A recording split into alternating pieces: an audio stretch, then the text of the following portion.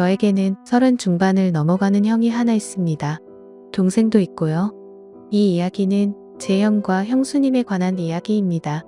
지금은 30 중반을 살짝 넘은 젊은 나이에 벌써 300억대 부자지만 예전엔 정말 한심한 청년 백수에다가 형수님은 술집 아가씨 출신인 두 분의 이야기입니다. 제 형은 어릴 적부터 머리가 비상해서 주위 사람들의 기대를 혼자 독차지하며 자랐습니다. 지금 생각하니 그게 형한테는 큰 부담이 되었을지도 모른다는 생각도 드네요. 늘 1등만 하던 형이 고등학교에 들어가면서부터 공부에 흥미를 잃기 시작하더니 끝내는 지방에 별로 유명하지도 않은 대학에 들어가더군요. 군대도 다녀오고 졸업까지 했는데 취직도 못하더니 자기 방에서 종일 인터넷만 하더군요. 게임을 하는 것도 아니고 그냥 종일 각종 포털 사이트를 넘나들며 인터넷만 하더군요. 수잘머리 없는 인터넷 뉴스부터 각종 정보 검색으로 종일 시간을 때우고 말이죠. 저러고 말겠지, 곧 취직하겠지 하면서 기다려주곤 했지만 몇 년째 그러고 있으니까 가족들은 답답했죠. 사람도 안 만나고 햇볕도 안 보고 외출도 하지 않고 방에 틀어박혀서 몇 년째 그러고만 있으니 정신병인가 싶기도 했죠. 그런 사람이 한두 번 외출하기 시작하더니 회사에 다닌다고 하더군요. 큰 회사는 아니고 직원도 몇 명 안 되는 아주 작은 회사라고 했습니다. 월급도 정말 터무니없이 적게 받고 제 형을 묘사하자면 아주 순진하고 선량합니다. 그런데 숫기가 별로 없는 성격이었습니다. 언제나 허허웃고 마냥 사람 좋아 보이는 이런 형이라서 연애를 못하더라고요. 직원이 몇 명 안 되니 사내 연애도 불가능하고 그렇다고 동호회를 다니며 연애를 해보려고 시도하는 성격도 아닌 것 같고 보다 못해서 제 후배 중에서 예쁘고 똑똑하고 모든 면에서 괜찮은 애들을 몇 명 소개시켜줬습니다. 그런데 애들이 하나같이 하는 말이 사람은 좋은데 재미가 없다고, 남자로서의 성적 매력이 없다고, 그냥 삼촌 같다고 이렇게 애프터를 거절하더라고요. 하긴 옷도 세련되게 못 입고 농담도 잘하지 못하고 차도 없는 사람은 그 친구들이 좋아할 리가 없겠죠.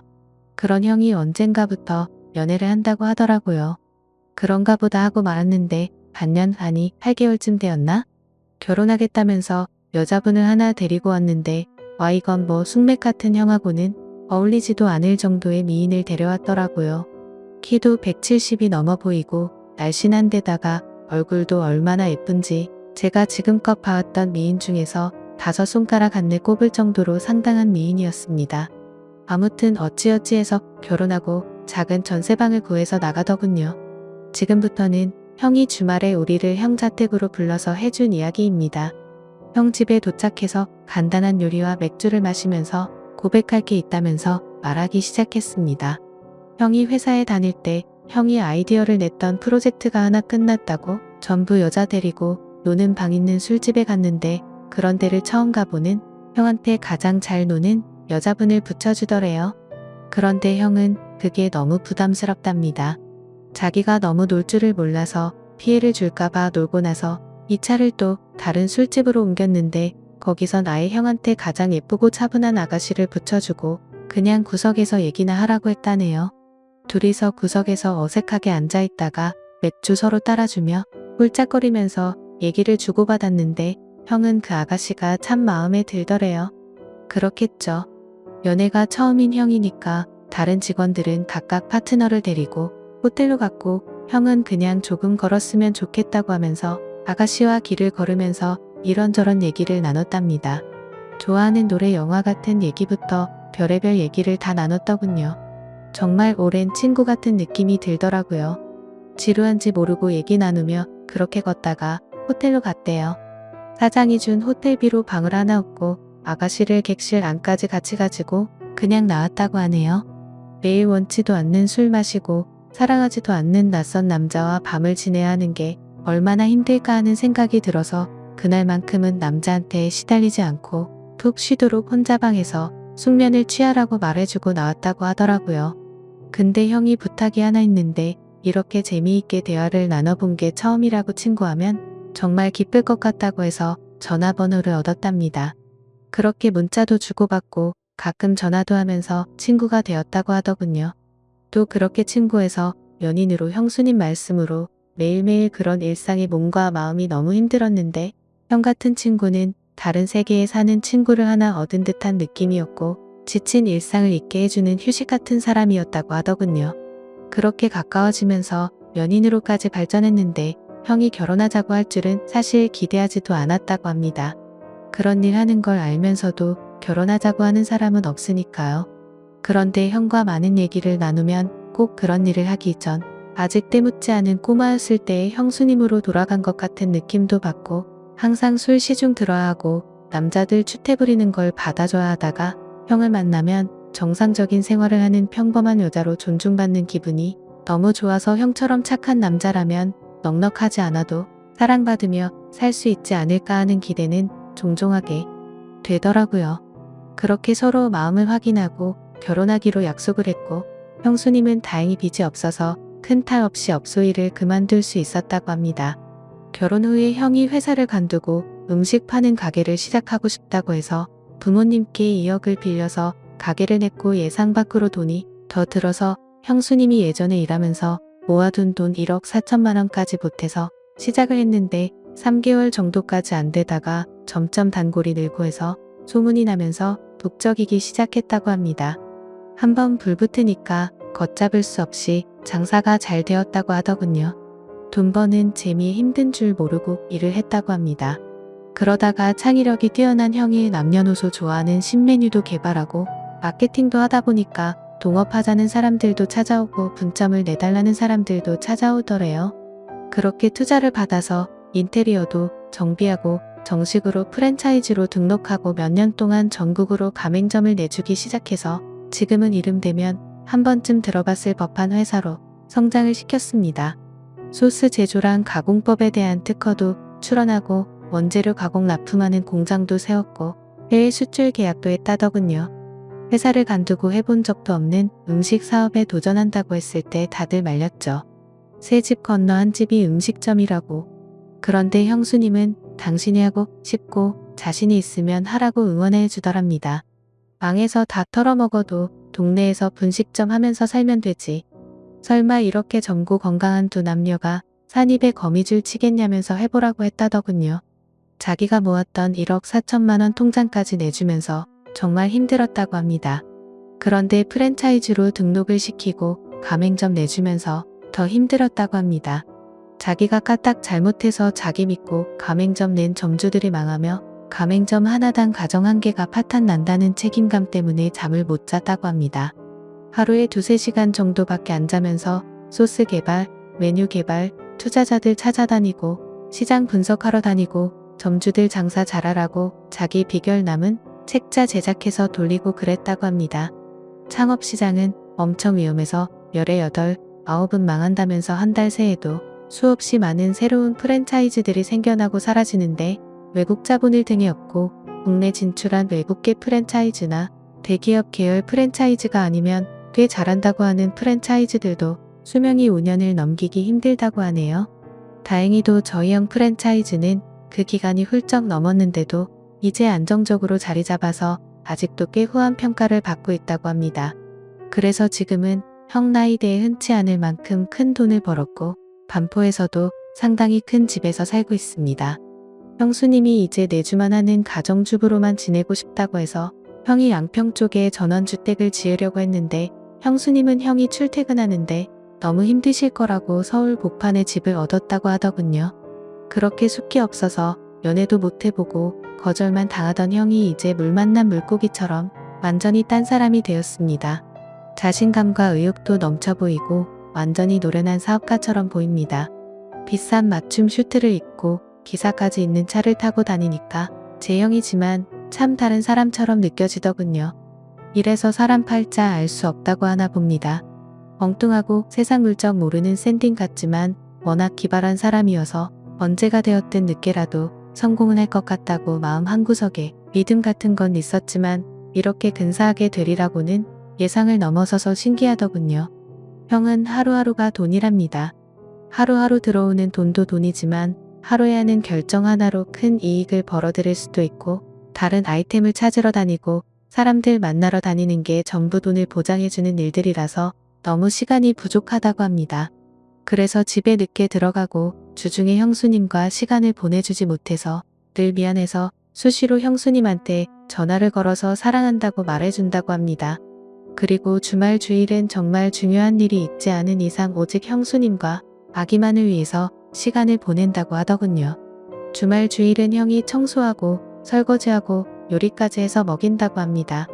주중 동안 그렇게 일하고 주말까지 그러면 힘들지 않냐고 하니까 자기는 사랑하는 아내랑 아이를 위해서 음식하고 설거지하면서 쉬게 해줄 수 있다는 게 너무 행복하다고 합니다.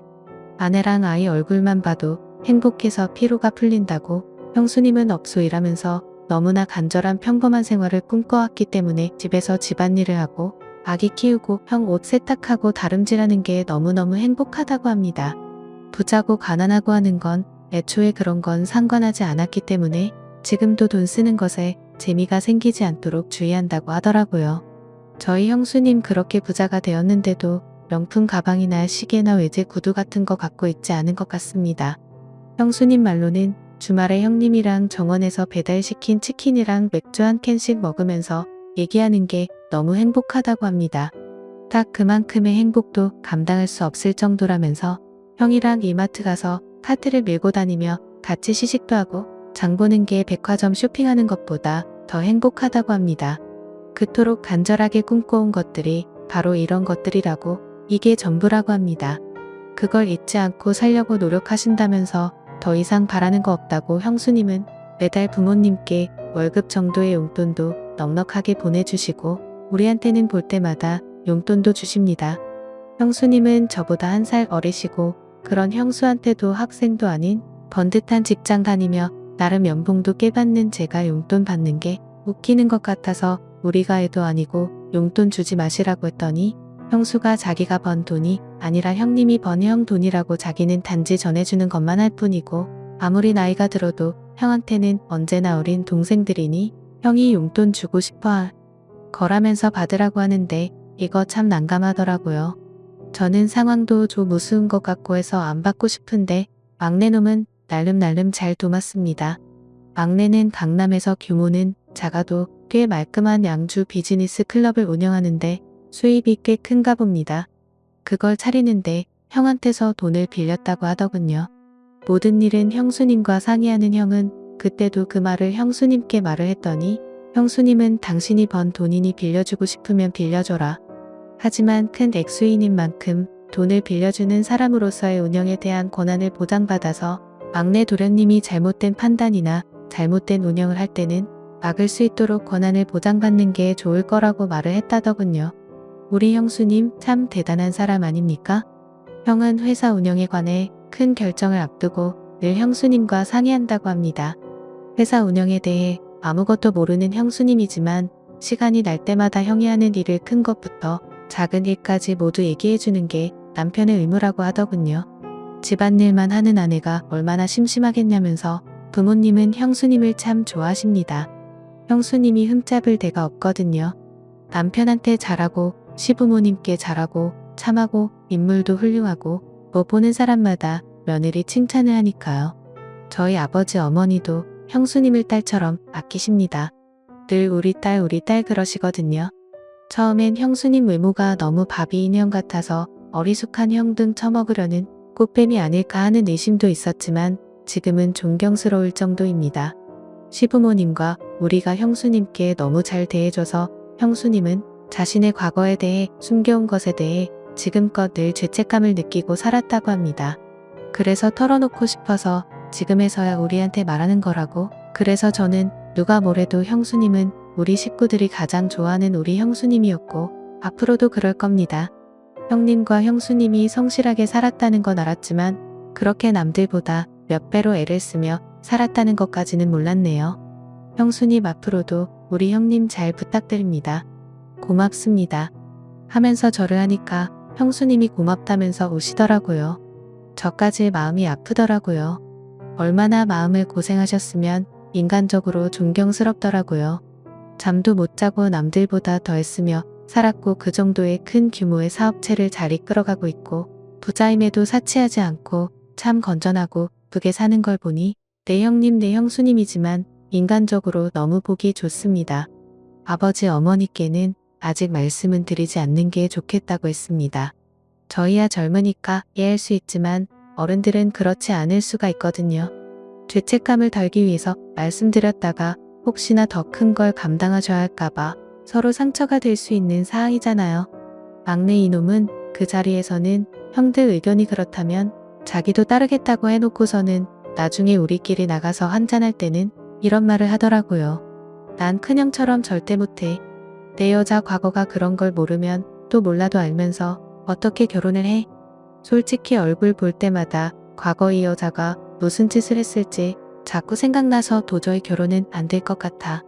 그러니까 형님은 담배 하나 끊기도 그렇게 어려운데 과거를 끊어내기가 얼마나 힘들었겠냐? 그 과거는 아마 너희 형수가 죽을 때까지 가슴에 짐처럼 얹어 있을 거다. 할 수만 있다면 컴퓨터처럼 완전히 포맷해서 너희 형수 기억 속에서 싹 지워주고 싶은데 그렇게 할 수 없어서 네 형수 얼굴 볼 때마다 애써 밝게 보이려고 노력하는 것 같아서 안쓰럽고 불쌍해서 난 가슴이 아프다. 내가 할 수 있는 최선은 너희 형수가 그걸 의식하지 않고 살도록 너무 행복해서 그런 것 떠올릴 결을 덮을 만큼 행복하게 만들어주는 거다. 나한텐 세상에서 가장 고마운 사람이고 가장 아픈 사람이다. 너희도 곁에 있어주는 거 하나만으로도 고마운 그런 사람 만나게 된다면 형 심정 이해할 거다. 라고 말하더군요. 그때 형을 소개시켜줬던 그 애들 중 몇 명은 아직도 시집 못 가고 저 만날 때마다 친구나 후배 중에 좋은 사람 있으면 소개시켜달라고 징징거립니다. 얘네가 사람 보는 안목만 있었더라면 팔자가 달라졌을 텐데 말이죠. 형은 여자에게 너무나 헌신적인 사람이어서 웬만한 어떤 여자분과 결혼을 했어도 다정하고 행복하게 살았을 겁니다. 형수 또한 웬만한 어떤 남자를 만나 결혼을 했어도 내조 잘하고 참한 아내로 훌륭한 가정을 만들어 갔을 겁니다. 둘이 만나게 된 건 우연도 아니고 운명도 아니고 오직 행복한 결혼 생활 그 하나만을 꿈꿔온 간절함의 톱니가 서로 맞아떨어져서 둘이 하나로 블록처럼 깨맞춰진 게 아닌가 합니다. 다른 사람들을 만났어도 인연이 되지 못한 건 서로에게 기대하는 이상이 달랐기 때문에 끝내 인연이 될 수 없었던 것이고 저희 형님과 형수님 이야기는 여기까지입니다. 남자분들은 우리 형수님처럼 과거의 실수보단 미래를 기대할 수 있는 현명하고 심성 좋은 여자분 만나시길 바라고 여자분들은 우리 형님처럼 당신 하나만 변함없이 애틋하게 봐줄 수 있는 그런 남자를 만나시길 바랍니다. 오늘 제가 준비한 사연은 여기까지입니다. 여러분들은 어떻게 생각하시나요? 좋아요 눌러주신 여러분들 항상 감사드리며 저는 내일 더 재미있는 사연으로 찾아뵙겠습니다. 감사합니다. 다음 사연입니다. 안녕하세요. 저와 남편은 사내 커플이었습니다. 제가 처음에 남편의 부하로 들어갔다가 스튜디오 관련인 타 부서로 이동해서 거기서 조금 핀 케이스입니다. 그 사실을 결혼 전부터 알아서 그런지 시어머니가 저를 아주 무슨 자기 아들이 회사에서 애지중지해줘서 편하게 일하는 줄 알고 부하였다니까 급여도 별거 아닌 거로 봐요. 사실 이전 한쪽이 팔리는 아이템을 만들어 지금은 제 쪽이 더 입지적으로 튼튼하고 급여도 비슷할 수준까지 상승을 했거든요. 보너스로 따지면 더 많네요.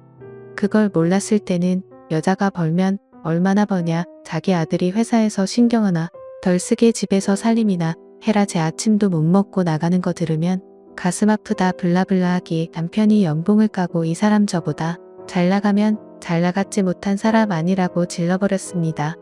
그 후로는 레퍼토리가 바뀌어서 돈 많이 벌어도 시부모에게 하나도 안 가져오는 며느리가 뭐가 이쁘냐 낫나? 용돈 주는 아들이 최고다 일만 하고 애도 안 낳으니 섭섭하다 넌 일이 중요하냐? 시댁 행사가 중요하냐? 시댁 행사가 중요한 거다 내가 아무리 일을 잘해도 결국 애 낳고 회사를 간두면 우리 아들이 먹여 살린다. 지금 아무리 일해봤자 나중에 쓸모없는 거 되니 그냥 그만두고 빨리 애 낳고 아들을 챙겨줘라 이러더라고요. 그래서 저 말을 몇 달을 참다가 거하게 한바탕 했습니다. 대충 기억나는 대로 말하면 전 뭘 하건 일을 계속 할 거예요. 집에 들어앉아서 집안일만 할 생각도 없고요. 저 사람도 성인이니 자기 앞가림을 제게 맡기면 안 되죠. 그리고 결정적인 게 저는 10년 후에 제 모습이 집에서 애나 보고 남편 밥이나 하는 거라면 지금 당장 여기서 혀 깨물고 죽어버릴 거예요. 라고 했거든요. 그러니까 시어머니가 들어 누우셨다네요. 제가 전업주부분들을 비하할 의도는 없었고 그냥 하도 저를 비하하시고 들뽑으시게 나오는 대로 말했는데 남편은 이번엔 내가 잘못했다고 하네요. 평생 남편과 아들 뒷바라지만 하신 분께 그 인생을 송두리째 부정하는 말을 했으니 어머니 누우시는 거 당연하다. 이번엔 내가 먼저 사과하라기에 전 싫다고 했습니다. 당신 인생 부정당하는 건 싫으면서 왜 내 인생은 그렇게 부정하고 끌어내리지 못해 악을 썼냐고요. 난 전혀 잘못했다는 생각 안 하고 사과하지 않겠다고 했더니 그 시대에 그렇게 살 수밖에 없었고 너무많은 선택지가 있었으니 선택지 하나 없던 어머니 인생을 불쌍하게 여겨서 좀 사과하면 안 되느냐 하네요. 전 절대로 사과할 생각이 없는데 제가 정말로 잘못했으면 먼저 사과를 할 상황인가요? 추가 아직 일이 해결되지는 않았고요. 그냥 남편과는 평행성 상태입니다. 남편은 어머니가 잘못한 거 인정한다. 자기가 방패 못 친 것도 인정한다 하지만 본인 어머니는 평생 고운 말만 쓰시고 고운 말만 들으시려 신앙생활도 열심히 하고 노력하신 분인데 며느리가 혀 깨문다는 말을 하니 충격을 받으셨을 거다. 그건 내가 사과해줬으면 좋겠다. 내가 먼저 사과하면 앞으로 이런 일이 재발하지 않도록 자기가 노력하겠다 이런 입장입니다. 솔직히 말하자면 고운 말 어쩌고 하는 건 제가 보기엔 가소롭고요. 결혼 전에는 그렇게 저나 친정을 칭찬하시다가 결혼하고 얼마 안 있어 하시는 말씀은 듣기 참 거북했습니다. 우리 아들은 교사 약사 선자리도 많이 들어왔는데 에서 시작을 해서 요리도 이렇게 못해서 어디다 쓰냐 하셨죠. 내 요리 못합니다. 근데 그건 남편도 마찬가지고요. 너 우리 집 재산은 기억하니? 며느리가 되나서 시아버지 생신도 안 차리고 시아버지 섭섭하시겠다라는 말도 많이 하시고요. 시부모님 생신 때는 남편 주도로 외식하고 있습니다. 너희 오빠는 왜 그 나이 되도록 결혼을 못하니? 문제 있니? 동남아 천우야라도 사와야 되는 거 아니니? 라는 말도 서슴지 않고 하셨네요. 내 5살 연상 오빠 아직 결혼 안 했습니다. 저희 오빠 부모님 사업을 돕느라 바빠 연애를 못하는 걸로 알아야 하지만 결혼할지 말지는 본인이 정하는 거고 저희 식구는 아무도 개의치 않는데 저런 식으로 이야기하시는 게 참 불쾌했네요. 아무튼 이런 막말이 시작되었습니다. 아이는 남편이 태도를 고칠 때까지 안 갖겠다고 선언한 참이고요. 일단 그렇게 생각하게 된 계기는 남편이 했던 말 때문이었습니다. 애 키우는 게 뭐가 힘드냐, 고양이 돌보는 것보다 덜 힘들 거다라는 말 때문입니다. 같이 살게 된 후로 밥 준 적, 똥 치운 적, 목욕시킨 적 한 번 없고 심지어 자기가 키우던 고양이 병원 데려가는 것조차 안 해서 주말에 저 혼자 데려갑니다. 그러면서 2마리 다 절 잘 따르니 역시 동물이나 사람이나 엄마만 따른다고 투덜투덜하니 밥 주는 사람 따르는 게 당연하죠. 그리고 아이를 갖고 싶어도 관계가 거의 없는데 이것도 저는 남편의 탓이 크다고 생각합니다. 남편의 취미가 게임이라 퇴근 후 항상 게임을 하는데 안 말리면 새벽 1~2시까지 해요. 좀 일찍 잠자리에 들면 휴대전화기나 휴대용 게임기로 하고 싶은 거 다 하고 12시 넘어서야 슬금슬금 절 건드리는데 새벽 6시에 일어나는 저는 12시만 되면 골아떨어져요. 그래서 살짝 신경질을 내면 저더러 잠자리를 거부한다고 뭐라고 하고 물론 어른 앞에서 혀 깨문다는 말은 부적절하지만 근 1년 반 동안 시어머니의 자기 아들 자랑과 저 비하하는 말을 들었더니 순간적으로 머릿속에 톡 뭐가 끊어지더라고요. 내가 어떻게 이래서 여기까지 왔는데 저런 소리나 들어야 하나 싶기도 하고 직장에서 진짜 쟤는 개같이 일한다는 말까지 듣고 여자가 어쩌고 얘기 듣기 싫어서 남이 피하는 일 다 맡아서 하고 심지어 한 달 내내 아침 8시부터 자정까지 일하고 주말에도 전시간 근무하다가 위가 움직이질 않아서 소화가 전혀 되지 않기에 정밀 검사까지 받아서 프로젝트 성공하면서까지 올라간 자리인데 그 몇 마디 말로 저의 삶을 마구 짓밟는 것 같아서 너무 억울했습니다. 네, 앞으로는 그런 막말은 삼가려고요. 그래도 제가 먼저 사과하지는 않을 겁니다. 후기 오랜만에 들어오네요. 그래도 결론 궁금해하셨던 분들이 좀 계셨던 것 같습니다. 한 달 동안 남편이랑 거의 대화를 안 했던 것 같습니다. 남편은 사과 안 하고 이대로 넘어가는 저에게 화가 났다고 하더군요. 하지만 전 정말 사과할 생각이 없었고 이대로 시어머니와 연을 끊어야겠다고 생각을 했죠. 그러다 하루는 남편이 술을 거하게 먹고 와서 저에게 서운하다고 하길래 그날은 그렇게 넘어가고 다음 날 출근했을 때 링크를 보내줬습니다. 제가 시어머니와의 일화를 다 말하지 못한 것도 있고 좀 더 객관화된 글을 보고 나니 저에게 그제서야 미안한 마음이 들었나 보더라고요. 그날 저녁에 와서는 너무 미안하다며 이야기를 하는데 진심이 좀 묻어나 보이더라고요. 그렇게까지 상처를 많이 받은 줄은 몰랐습니다. 사과 요구했던 것도 취소하겠다. 시어머니와의 관계가 좋아지는 걸 더 이상 바라지 않을 테니 본인을 한 번만 용서해달라고 하더군요. 정말 진심인 듯해서 알겠다고 했습니다. 하지만 시어머니하고는 이미 어긋난 관계라고 생각을 해요. 끝까지 본인 아들이 찰났고 저는 그저 수발드는 사람으로 생각하는 시어머니와는 잘 지낼 수가 없을 것 같습니다.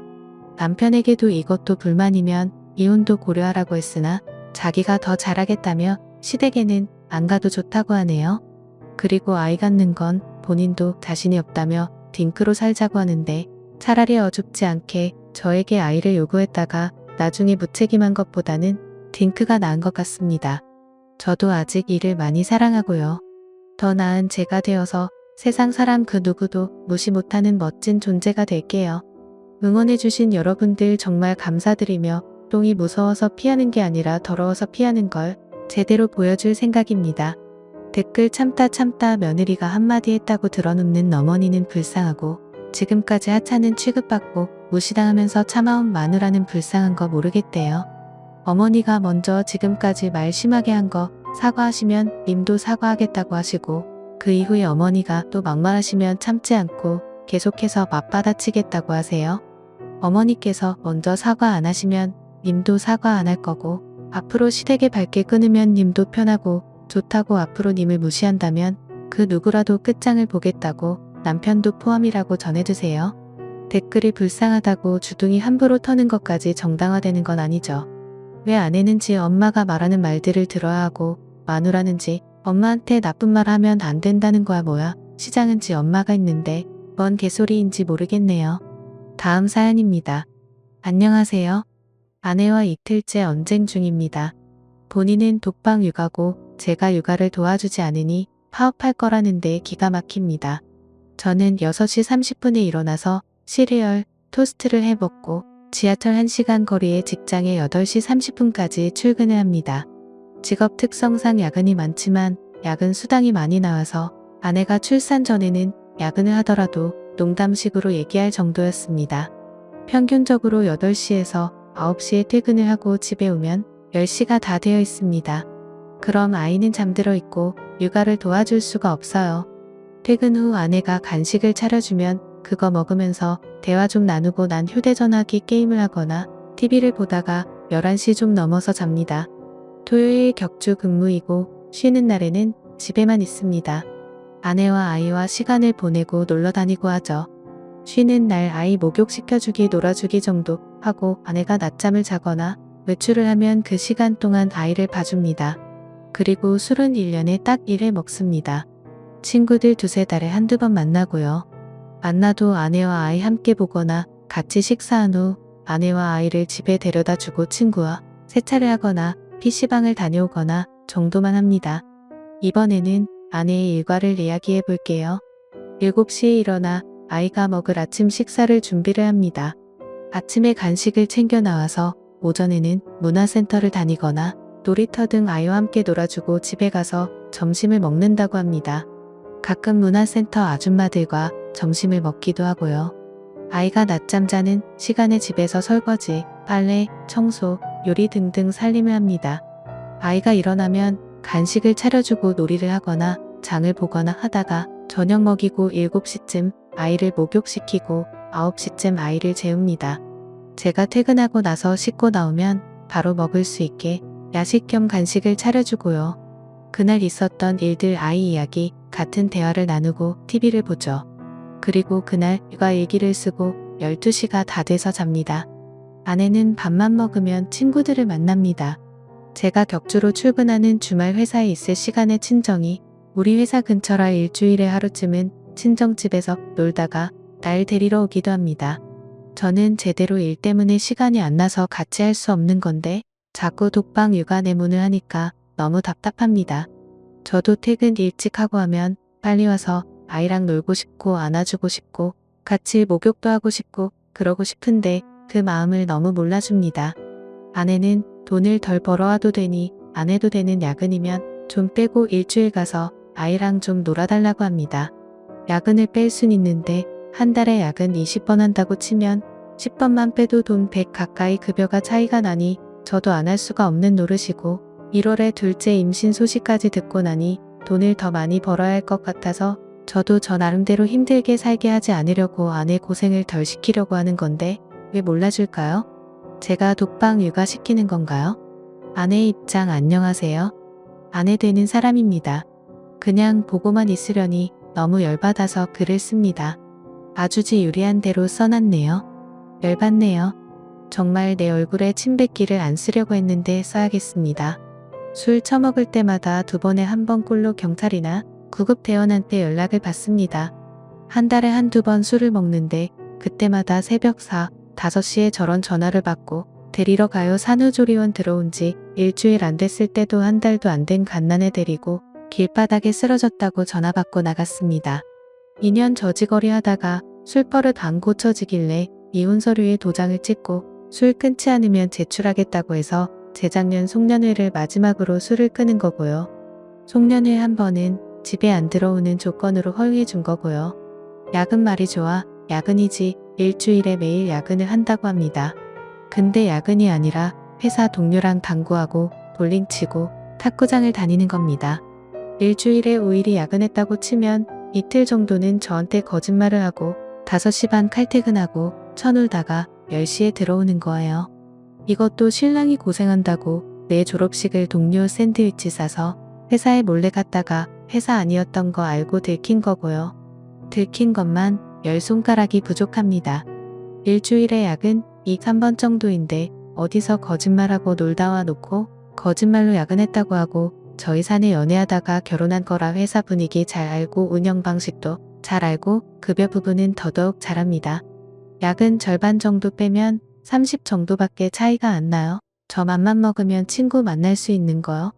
친구 만날 때 애 항상 같이 데리고 다니고요.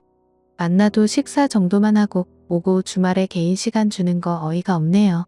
목욕탕 다녀오거나 커피 한 잔 먹고 오거나 병원 다녀오거나 하는 1시간 남짓 애 봐준 거 보고 개인 시간 준 거라고 합니다. 지 친구들 만날 때 저 데리고 나가는 것도 신랑 친구들이 첫쪽하라고 용돈 주고 하니까 그 돈 반반으로 나눠달라고 데리고 나가는 거고 저랑 애 집에 데려다 주고 세차하고 온다고 하고 4시간 후에 옵니다. PC방에 간다 하고 휴대전화기 꺼놓고 새벽에 들어온 적도 여러 번이에요. 배터리 나갔다가 시간 가는 줄 몰랐다 변명 같지도 않은 개소리 찌꺼리고요. 좋게 얘기를 했습니다. 나 너무 힘들다 도와달라. 그런데도 야근한다고 거짓말을 하고 난리입니다. 2월 갑작스레 하혈을 해서 울고불고 빨리 오라고 응급실 가자는데 지금 당장 못 간다고 다들 퇴근 안 하고 있대 놓고 직장 동료랑 PC방에 있었습니다. 제가 독방 육아라고 난리치는 이유예요. 진짜 야근에 힘들게 일하는 거면 저도 아무 말 안 해요. 그게 아니니까 저도 도저히 못 참겠어서 말한 건데 진짜 지가 매일 야근하면서 쉬지도 못하고 힘들게 돈 벌어오는 줄 아는데 절대 아닌 거 하늘이 알고 땅이 합니다. 너무 열이 받네요. 이래도 제가 철없고 이해 못 해주는 건가요? 지금까지 제 사연을 읽어주셔서 감사드립니다.